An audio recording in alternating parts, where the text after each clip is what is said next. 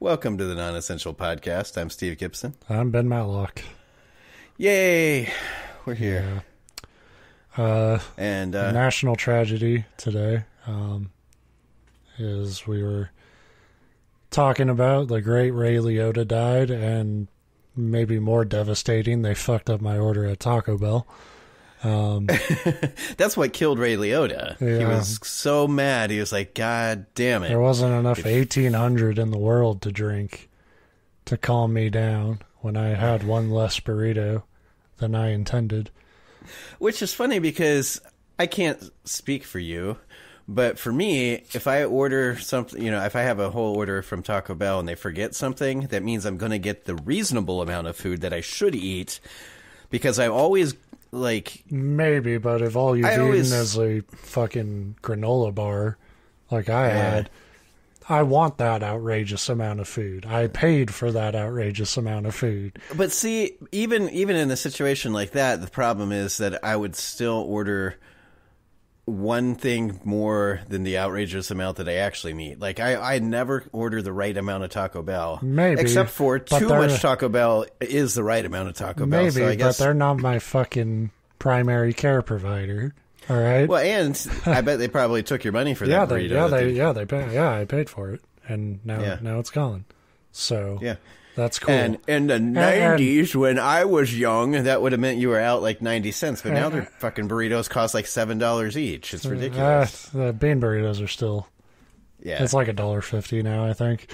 But I'm bitching about it, but I'm not one of those people who, like, accidents happen. I've worked fucking customer service. I'm not going to give them shit for it. But I am pissed. Because the food is gone. It's disappointing. So, you're right. Fucking good luck cheering me up.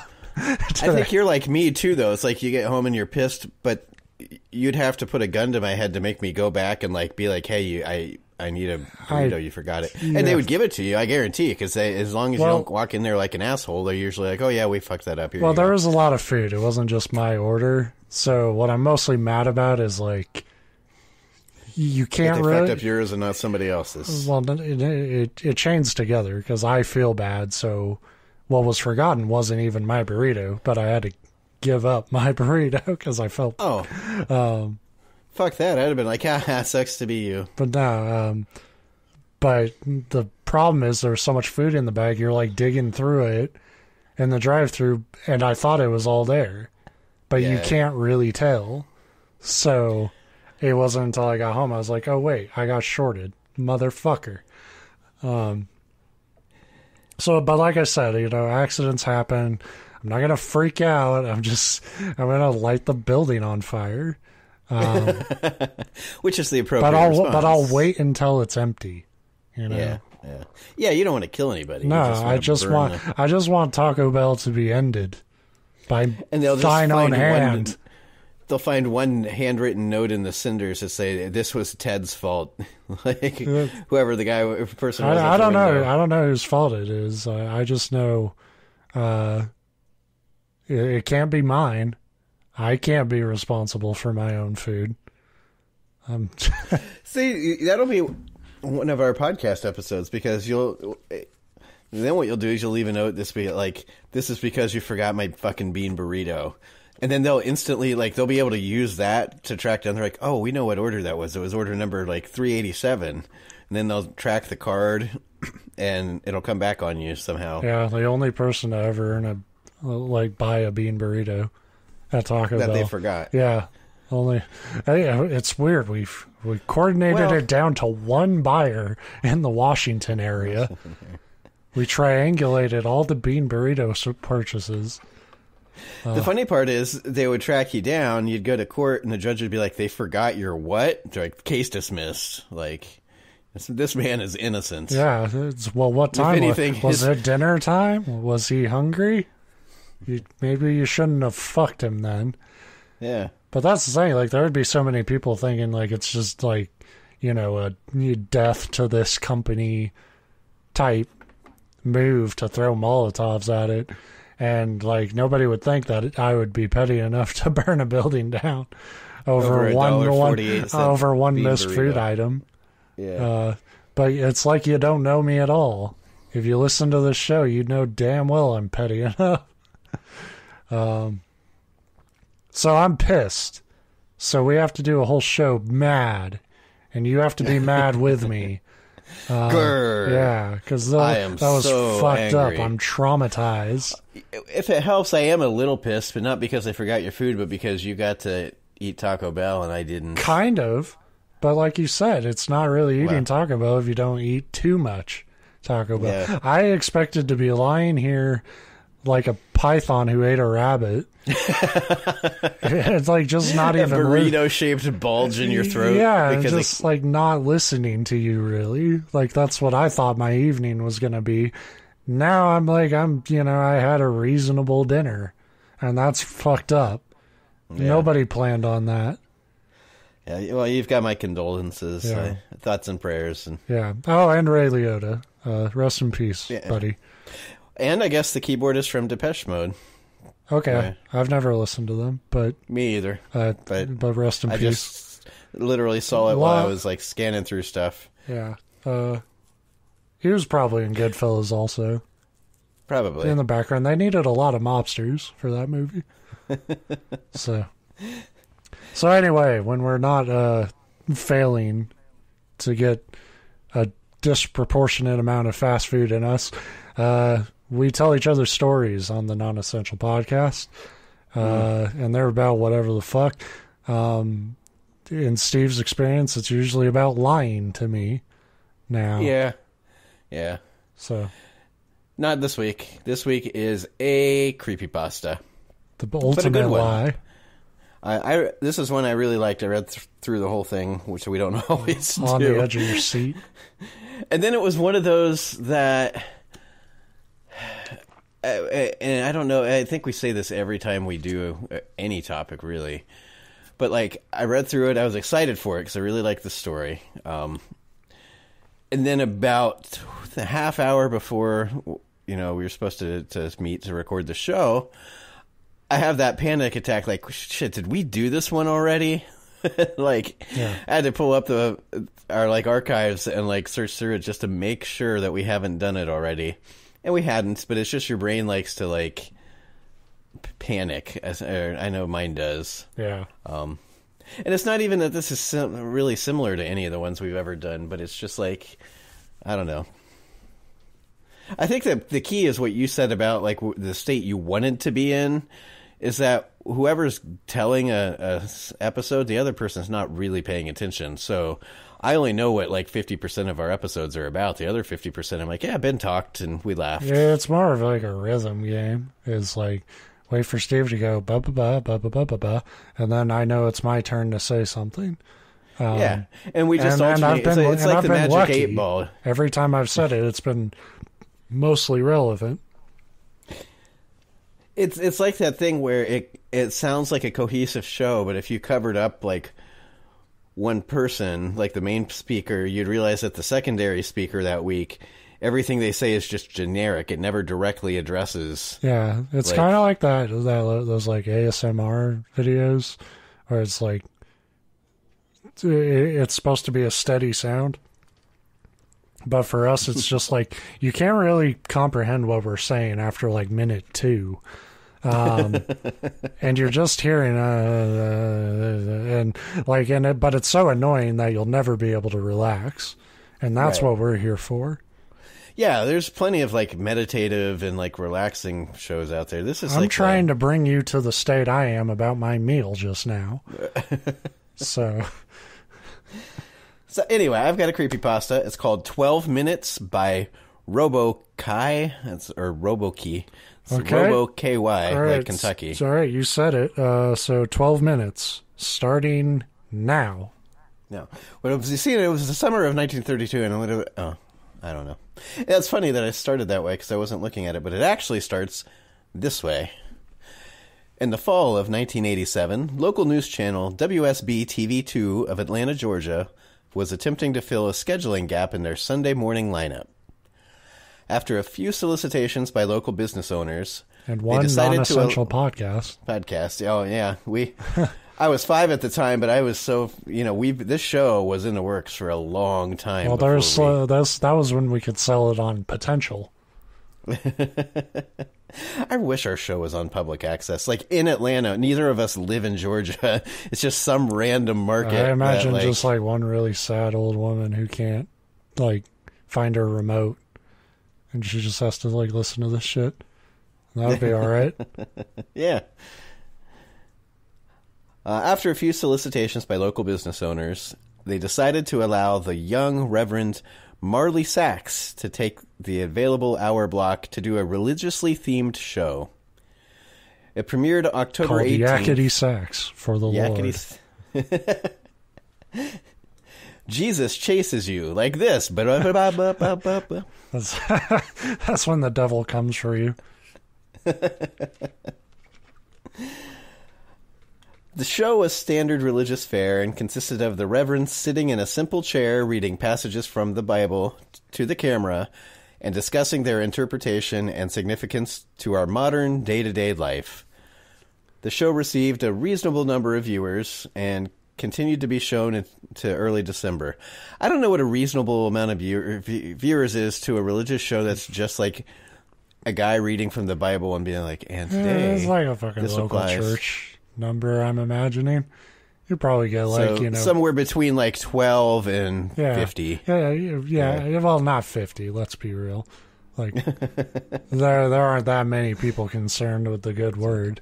But I mean, I'd say like 15. Sure. That's a reasonable amount. More than us. Oh yeah. Yeah. Then again, we don't bring the good word. We bring the really dumb words. Yeah, if we plagiarize the Lord's content instead of creepypastas, we'd probably blow up. It was then that the studio began to receive extremely strange complaints from viewers of words of light with the Reverend Marley Sachs. The calls were from women, and women only, who vaguely referred to uncomfortable feelings they had at very specific intervals during the program. They described feelings of nausea, back pain, dizziness, and blurred vision. These callers, for no discernible reason, were convinced it was the viewing of this program that was causing these symptoms. So stop it watching. Was later... Yeah, right. You can bring your own Bible and like read it. It's like the people that Tara used to tell me about when she was a waitress at the Olive Garden, where like occasionally you'd get these customers that come in and they'd complain about their food and they're like, every time I'm here this food is gross. It's like, then why the fuck do you keep coming back? Maybe you just don't like the food. You might not be a fan of marinara, my friend. Right.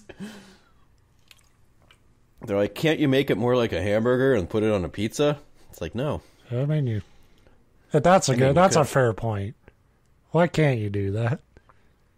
I'm not saying like just do that, but I'm just saying you should be at Olive Garden. Don't tell me you have standards. But that's why that their old motto, the "when you're here, your family," was genius, because they would say it in a way, be like, "Oh, when you're here, your family, we all get along." But it's like 50% of your family, most of us hate. Yeah. So it's like when you're here, you're that asshole that we wish didn't show up to the party. I've only eaten at Olive Garden a handful of times, but it was always very uncomfortable. So I never like eating there. And it felt like a family dinner, which I haven't had too many of since I've been an adult. And it probably varies from location to location based on how they run it, but ours like falls in that weird like. They act like they're more upscale than they are because they're really like basically a half step up from like a McDonald's version of Italian food. Yeah, it's kind of, it's like, how I would put it in that like Applebee's tier of like, Applebee's and Chi-Chi's and stuff. You're technically dining out, but it's, But it's a nicer table usually, but the food is about on par. It's good. It's and fine. I say that as someone who loves trashy food. Clearly, right? Because you're that worked up about. Because I'm like a single tear has just gone down my eye over my lost burrito. But the problem is not that it's like, oh, the food's not good. It's that the food is what it is, but then they want to act like they're this, like, bistro, like, Mario Batali. His bad example, because I think he's kind of a dick. Whatever, like, real upscale place. Like I said, I've only been to It's just Olive not Garden. comfortable for me to be there because I don't want to... Like, if I'm at Olive Garden, I want to be able to scratch my ass while I eat, because that's the kind of food it is. Ass-scratching food. That's very gross. Yeah, it is. That's how you get dysentery. Yeah, you're just finger-licking shit, dude. It's like the mall rats thing, but you're doing it to yourself. Yeah, that's exactly what I pictured. I don't know. Olive Garden has never been that... the thing is, like... I'm neutral about the food. Breadsticks for days is always good. But, like, the ones I've been to have never been that kind of snooty about it. They kind of know it's like, well, and they're not snooty about... Hey, we're kind of the, there was a time where middle class meant something in America. So I think the goal was to be like, we're the middle class option for Italian food. There you go. Yeah, and that's what, and to be fair, I don't mean like they expect their guests to be fancy, but like the way that they used to, like, the employees, like, they had all sorts of rules where, like, you were supposed to greet your table within like 30 seconds of them sitting, and you had to carry out a bottle. That's a good rule, because we have restaurants where I live where they don't like fucking talk to you at minutes. All. Yeah, they may or may not acknowledge that you're sitting there. Yeah, totally. But the speed thing's great because that's a customer service thing, except for you had to greet them with like an open bottle of wine, holding it like a sommelier basically, and be like, today's wine is the like $47 bottle of stuff that you get $8 at Kroger. Yeah.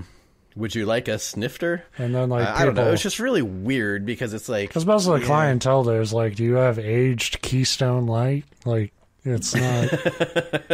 They don't know what the fuck Chardonnay is. Right. So... Anyway. So women are calling this station because they're feeling sick and they're sure it's the show. It was... later determined after 3 weeks of complaints that these feelings were happening roughly 12-minute intervals throughout the course of the program. The small studio staff checked all the recording equipment, both the audio and video, and found nothing faulty. I don't know what faulty would be like. It's making women and only women sick every 12 minutes. Oh, the camera battery's got to shorten it. That makes sense. Oh, okay. Oh, this is an extension cord's plugged into another extension cord. That's always how back pain happens. Right.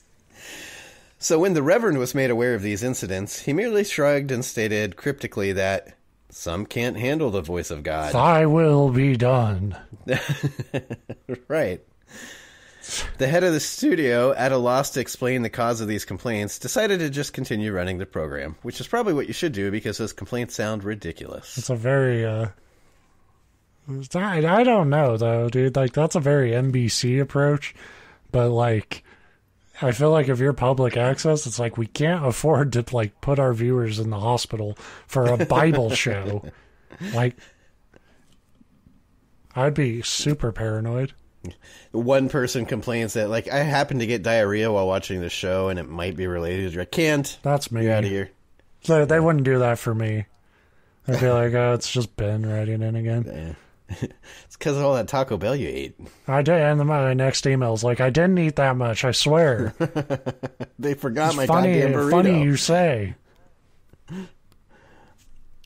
By February, viewership had dropped sharply, and it was decided to pull the plug on the show.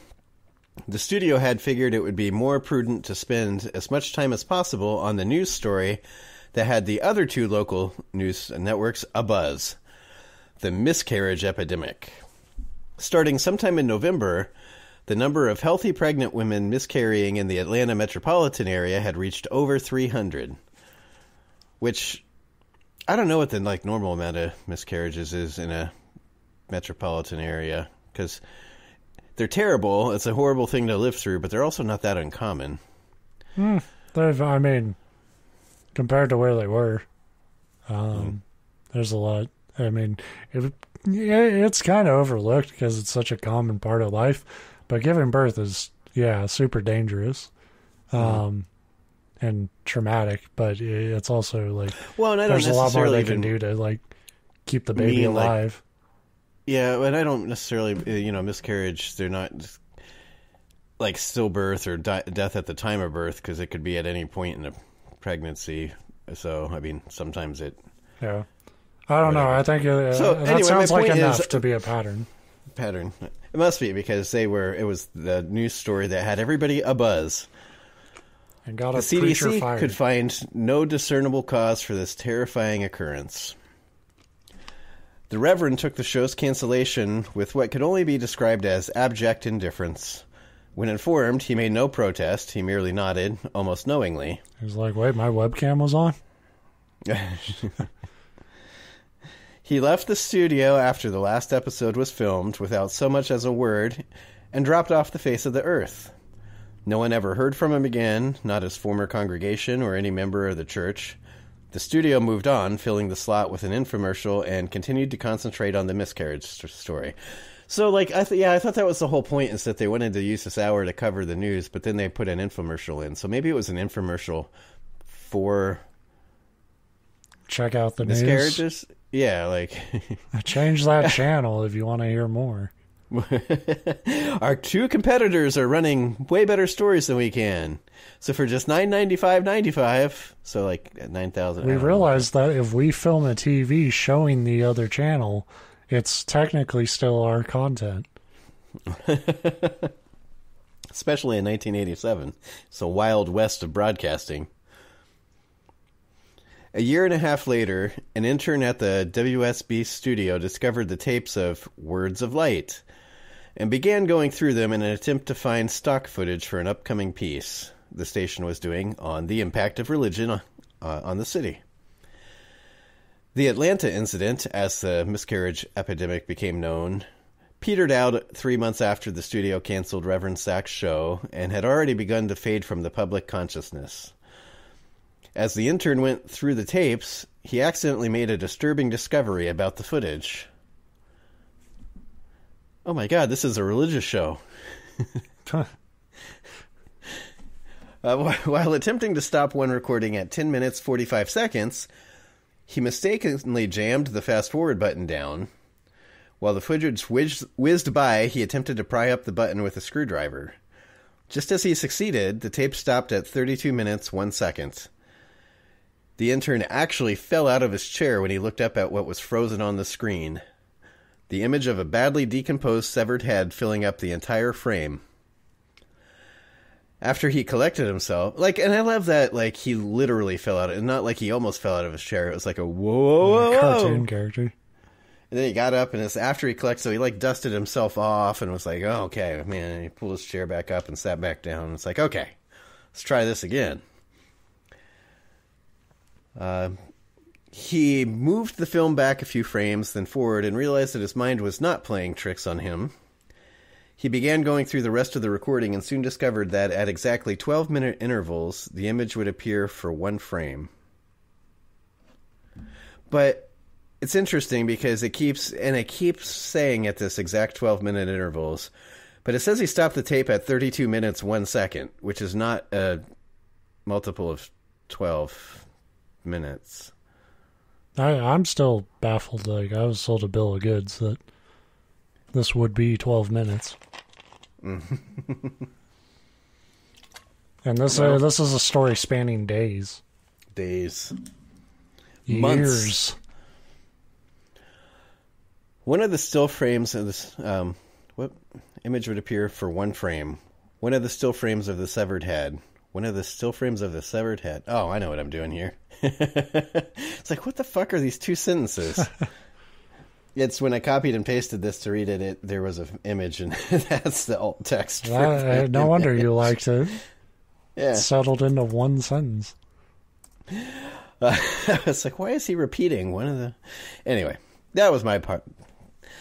Thinking it's some practical joke being played on the new guy, he resented it to one of the film technicians. I think they mean presented it. He resented that shit right to your face. He's like, you're playing a practical joke on a new, and I resent it, but I resent it to you specifically. Yeah, I don't silently resent shit. I resent shit right on your doorstep. So he presented it to the film technicians, ready to be mocked. But the technician was just as puzzled as him. No one had touched the footage since the cancellation of the show. After the studio had closed for the night, the intern convinced the tech to help him go through all of the tapes of Words of Light. They discovered that every single episode had the same horrifying anomaly. They also realized that as the show progressed, the image had become more disgusting as maggots began to eat away at the loose flesh, and pieces of hair and skin seemed to have fallen off exponentially. The tech made clear to the intern that what they were seeing was technically impossible, since the film itself showed absolutely no signs of splicing, and he himself had been at every filming of the show and knew of no time when this image could have been inserted into the frame. We did not have that kind of budget, I swear. This is 1987, kid. That won't be invented until the public digital access. age. We got $20 to film some dude read the Bible. We're filming this on a Sony Handycam, which is the problem. That's where the devil stuff starts to come from. I did have one of those. They're pretty demonic. Yeah.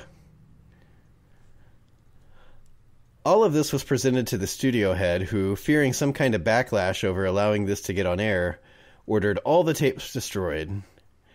He told the intern and tech that he had no interest in knowing who did it at this point, only that covering their collective asses is all that's important now. Which is probably the most accurate representation of a studio head, even at the public access level. Yeah. It's like the minor leagues for executive shithead.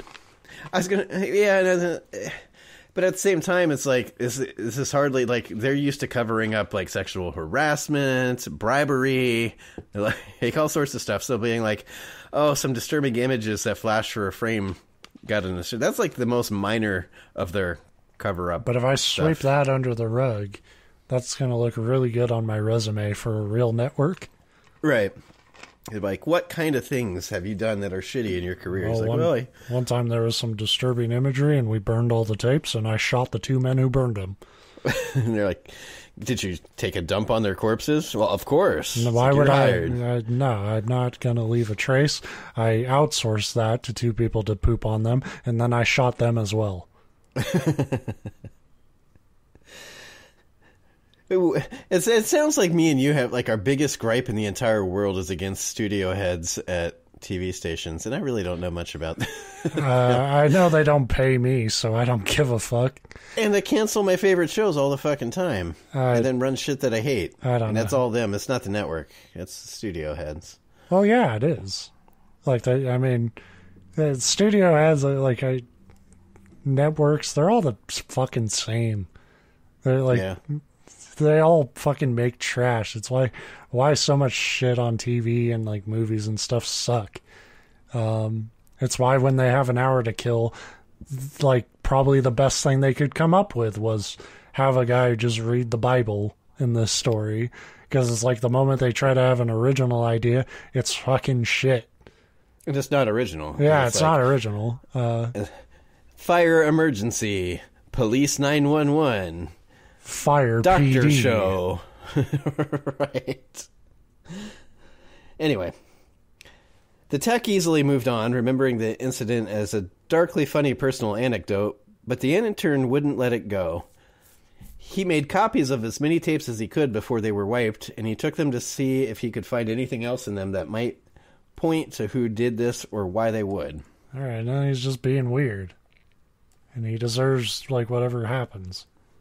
Well, he's the intern. He's like, if I solve this mystery, I can leave this job and join the Scooby-Doo squad. Right. First this, next the Zodiac. Right. A week later, he attempted to rope the tech into helping him again, saying that he believed he had discovered something even more disturbing than the images themselves. When the single frames were edited together in chronological order, the head's mouth appeared to be moving as if trying to form words. The tech, fearing for his job and also not giving a shit because who cares, told him to get rid of the copies and to not talk about it again. A week later, police responded to a 911 call made by an elderly woman in one of the Atlanta suburbs at dusk. I like that you don't even, like, make up a suburb name. It's just like, they responded to a call in one of the suburbs. Yeah, you know. What are you going to go, like, Google map it? Who gives a shit? Oh, no, you're supposed to be a real writer, damn it. You pull something out of your ass. Like, Chicory Elmbrook DD Woods. Lane. You're like, who the fuck cares? I'm going to write a whole novel based on a character that lives at Chicory DD Lane. And in fact, that'll be the title of the book. That's not a bad title. In fact, I want it back. Give it back. Especially because it sounds like a kid's, like, kind of young adult novel, but it's going to be 100% like a erotic, like, sci-fi. Yeah. It would be like a Stephen King book about, like, a kid who has, like, a BB gun, and it comes to life, and it, like, starts shooting people on its own. Yeah, but I'm picturing it like one of the characters from Beauty and the Beast, where it's like, I don't know what would be better if it was like almost that Disney cartoon, like the candle, like Pierre or whatever from Beauty and the Beast, but it's a BB gun shooting people, or if it's just like a floating BB gun. I was but, like, thinking that, like. Yeah, but like the old school TV floating too, where it clearly looks like it's on fishing string because it's like not even smoothly floating. It's just like even though it's a gun, it's like floating and chasing the main character down a hallway. And then once it corners them, you have to stop and pump it like 13 times. The character's just sitting there anticipating it with each pump. Like, no. And then by the end, it's like, just fucking shoot me already. So, anyway. Yeah, New York Times bestseller. Police respond to a 911 call in a suburb somewhere by Atlanta. This elderly woman had heard horrible noises coming from her next-door neighbor's house, where a young couple lived. She told the emergency responder that the wife was pregnant and that she was terrified that something had happened. When the officers arrived on the scene 20 minutes later, so way to be That's prompt. About par for... Yeah. What we know about cops, goddamn. Like, we were right on our way, and then we all kind of, like, realized we were all kind of hungry, so we went and got Taco Bell. They forgot Jim's burrito, so we had to spend about back. 5 minutes arguing about who would knock on the door first.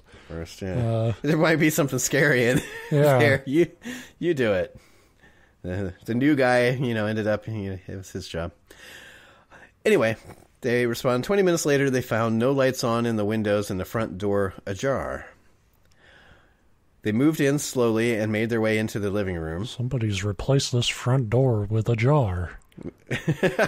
I'm glad you said that, because I almost made that joke, because it's the oldest joke in the book, but...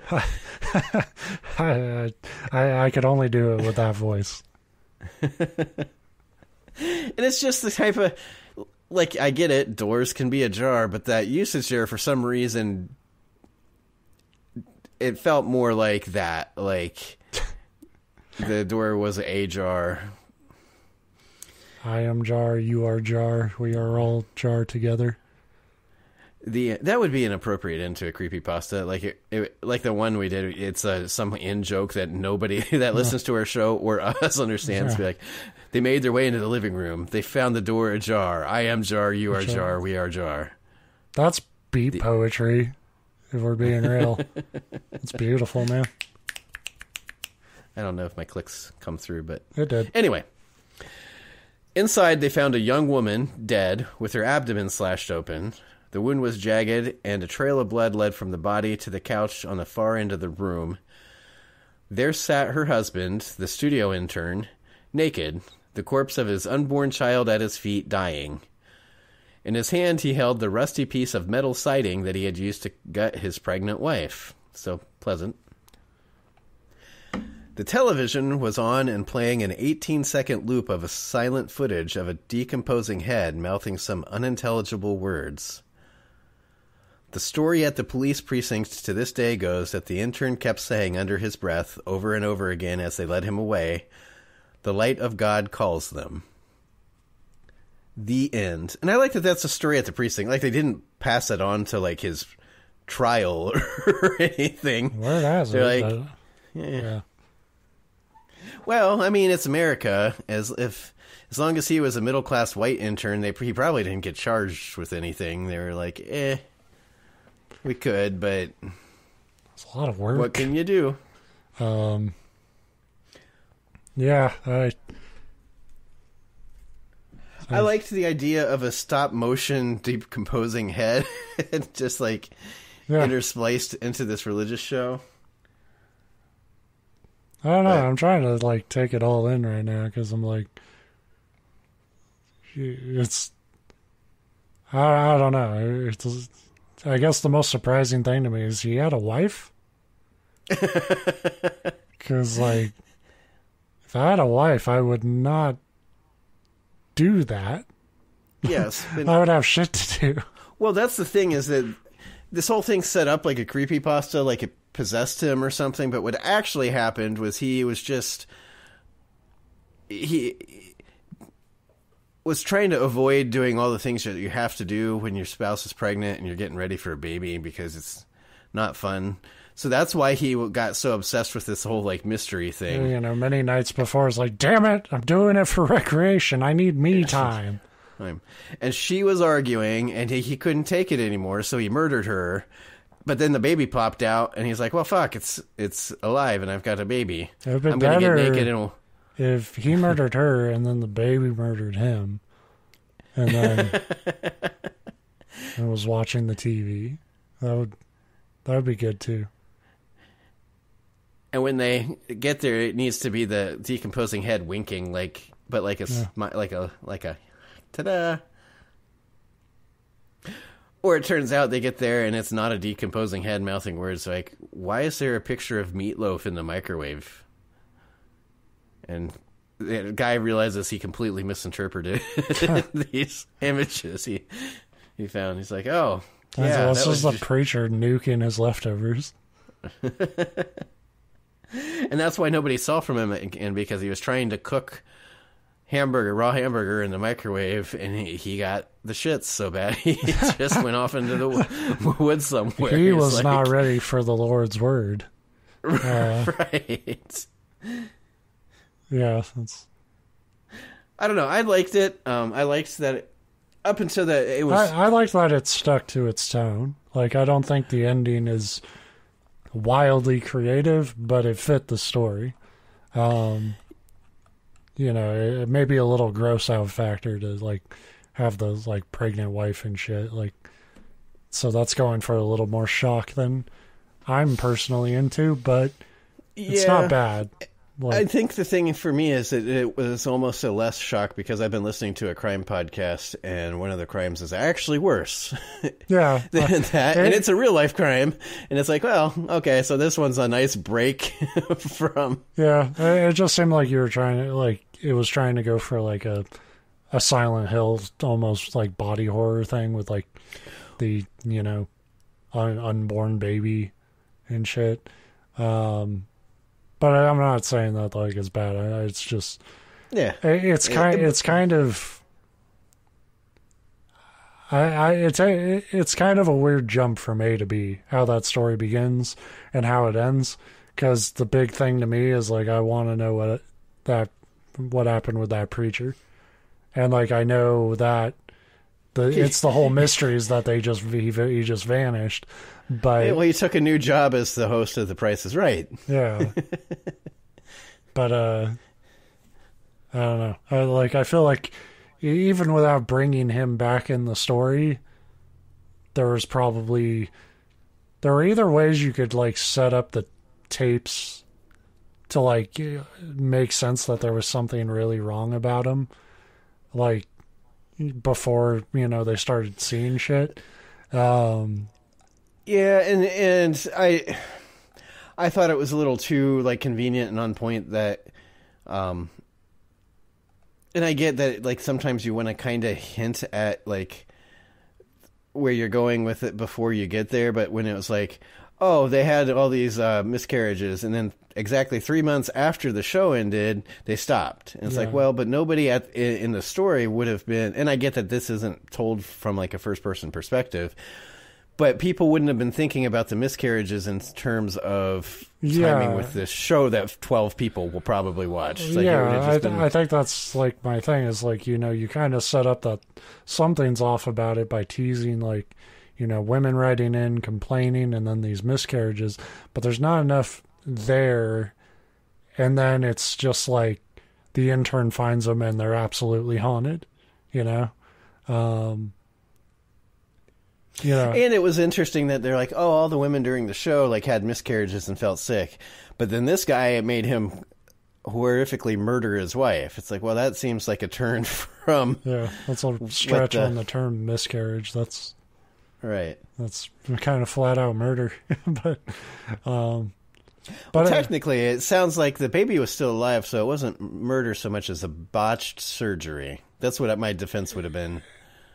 Well, not a very good lawyer, are you? Because everyone would argue that if it led to the baby's death, that's absolutely fucking... but no, it's not a bad story at all. It's just kind of... I don't know. It's kind of a lot of disjointed elements, I think. And you kind of have to use your imagination to connect it all. I just had to go back and look because I read it, but in my mind I forgot. I was picturing that the baby was still alive, like he cut it out alive. But you're right, it was dead. But then it made me notice that he worded it, they found the corpse of his unborn child at his feet dying. But if it's dying, it's not a corpse yet. So it's either they found the corpse and it was dead. Question, isn't it?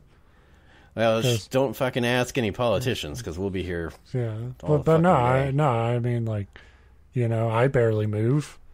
You could probably call me a corpse. You know, what I don't know. You know, fairness, I don't know if I have enough legal ammo here to refute that claim. Yeah, that's a good point. Like, even like in the middle of the day when I'm at my most awake, which is still not that awake, at work you could come in and be like, "Oh, hi, corpse of Steve. Mm-hmm. How are you today?" And I'd be like, "Eh." So you're right. Yeah, I agree. It's all a metaphor for inaction and just apathy and sloth, you know? It's because what does he do after he kills his wife?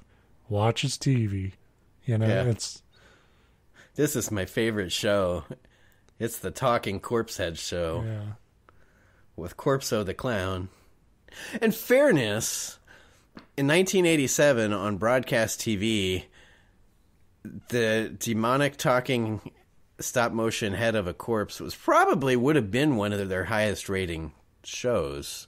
Yeah, that's probably why the executive was pissed. Yeah, he's like, well, he couldn't have fucking brought the weird head when we had him. And now I'm picturing a Sunday morning Christian like Bible show where it's a preacher with a Bible, but it's set up like a ventriloquist act, but his dummy is a decomposing head, just reading out of the Bible. Like, it's just absurd, but I could see it. Yeah, totally.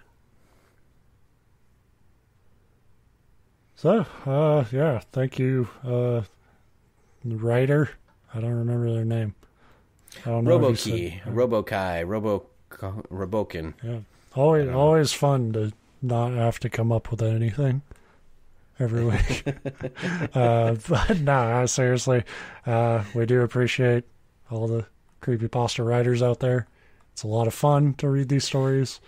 Yeah, and you lucked out, Roboky, because I'm too tired to really pick apart the story tonight. Oh, yeah, you're lucky. I liked it. Yeah, you'd be torn down to shreds. Imagine if two fucking unlistenable shitheads really hit your story. If we used all of our power for our an one influence, listener. Yeah. Just for rest easy. Anybody we've ever read your story got more views than we do. So yeah. I like the idea of us like doing one of those shithead moves where we try to sick our fans on somebody to like hey, dogpile them. School this fool, and then We've got like a handful of people that listen to the show, but I don't picture any of them. I mean, on my side, I know some of our friends, me and Tara's friends, listen, but I know that they wouldn't. I know they would. I know they would harass go after people us. online. They're smarter than to like do our bidding. They'd be like, "Screw you." No. Yeah. I'd be like, we'll give you free merch when we make it. Yeah. So I was just about to say, be our Twitter hit squad. I was happy with the story until I was just about to say I realized I got through the whole episode and there was not one phrase that would look good on a T-shirt. So, what was the fucking book title I came up with? Oh yeah, like Chicory Dee Dee, or Chicory Dee Dee Lane or something. Yeah. That would work. Yeah, especially like on an old-timey like Sesame Street like street sign. Yeah, like, totally. But it would be so fucking big it would wrap around your torso. It'd be like a Tommy Bahama shirt. So yeah, I'm that one I could work. I'm not adding it to my list though. I'm rude. I get to be the gatekeeper of the list because that's how lists work. Yeah. I'll make it on my own. I'll make my own store. We should make competing stores. The Benny Bucks burger store. No burgers sold here though, just T-shirts. T-shirts. At participating McDonald's, I want to be a non-participating fan. I just always assume that everybody has heard and intimately knows all of Mitch Hedberg's comedy routine. Yeah. I probably know what you're talking about, but I don't remember. He had a routine about wanting to be a non-participating. He wanted to be a like contrarian franchise owners. Like, this Burger King sells blankets. That's really funny, except I'm sure there are Burger Kings that do that now. There's a lot of weird individual rules I've learned about at fast food joints, especially now since like they're having so much trouble like keeping staff. And food supplies is kind of like fend for yourself. A little bit. So I wouldn't be surprised if like, and so that's the other thing about dinners. And we were gonna go to Jack in the Box first, and then like they said like we're having a software update, we can't take orders. And I was like, doesn't that seem like a smart thing to do? Not during business hours. I mean, it's not their fault. I've worked my last job. It has shit like that genuinely happen all the time. And it's usually corporate pushing shit through that. I mean, how many times when we're about to do the show are we like, oh, fuck, Windows updated? You know, yeah, it's like true. It's rarely up to us. Like, you know, like I assure you, the staff at that location did not say update software at the 5 o'clock rush. And don't get me wrong, I was not accusing like the people working the window or the grill or that of making that decision, because that's not who would make a decision like that. You're probably right. It's probably like they probably said it, we're updating our software, but it's probably like it crashed or it ran an auto update or something, or some jackass manager who has no sense because think. On a company level, they're like, it should be fine now. And it's like, no, that's one of our time zone's biggest like dinner rushes. That's the thing, is they were probably looking at, they're like, 8 o'clock. And it's like, Eastern time, idiots. Yeah. Like, whatever. And you might be hearing that, and you might think, like, Ben, you had Jack in the Box last week when you were doing the show. I don't cook. That's all you need to know about me, okay? This is the one night this week that we did cook and not get, like, fast food or go out to, like, take out. And now I'm mad that we didn't get fast food or takeout. And fuck it, it's like 10 o'clock when we wrap up the show. I might put pants back on and go out. I say that like I'm not wearing pants. I'm wearing shorts. But I'll put pants on under the shorts. No, I'll put pants on, but like as a shirt. Yeah. Because you tend to be able to get your food for free if you look really fucking crazy. Tie off the end of your pant legs and like put a fan behind you and it will blow you to your location. Oh, we've got some pretty good storms. I might not even need the fan. Just like that's how you don't, because that's always the hardest thing. A fucking tornado carries you away. In a desperate attempt for late night Taco Bell. Well, that's what I was going to say, though. The hardest part when you go out to eat for us, it tends to be picking a place to go. Yeah. Because none of it's inspiring. Like, it's all bad food, but it's all food that you want. Yeah. And so half the time we're like, well, the problem is I don't care. I genuinely don't care because I'll be equally happy no matter which fast food place you go. Like, once you've made the decision, any menu I can eat, yeah. Like, the decision is whether or not I want fast food. Once I say, yes, I want fast food, the next step is I don't fucking care where. Just which line looks shorter, yeah. Right.